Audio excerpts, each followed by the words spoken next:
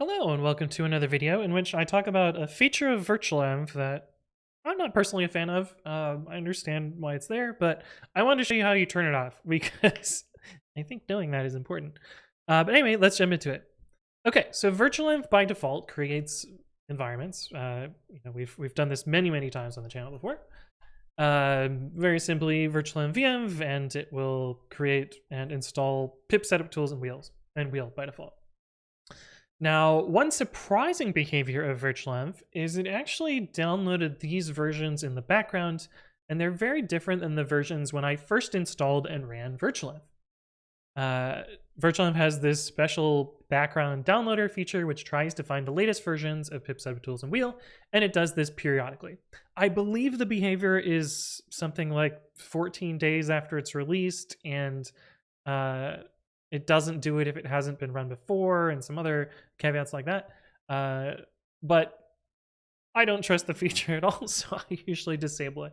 I would like virtualenv to act the same way when I install it as if I were to run it, 2 weeks later. And having any amount of non-reproducibility makes it harder for me to use virtualenv. But today I'm showing you the special command line flags to virtualenv such that it will always use the versions that it ships with, and it won't ever try and upgrade these later.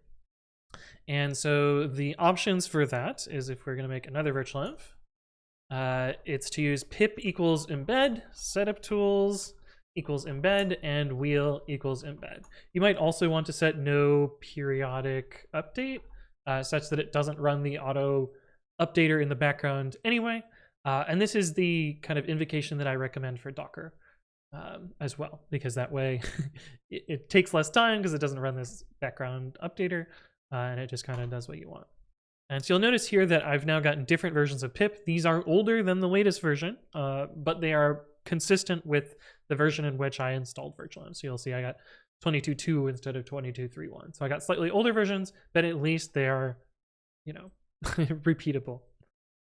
Anyway, that's just kind of the small little tip. Let me show you what I did for, actually that's probably not a good example. You can set these as environment variables as well. So if you do virtualenv pip equals embed, etc., this might be a useful set of environment variables to use in a Docker image. Of course, you would need all of them, and you would need one for no periodic update. You would probably also want to purge the virtualenv cache after building a virtualenv. I actually need the cache in the image I was going to show you, so that's why I didn't show you. But anyway, that's how you make virtualenv more reproducible.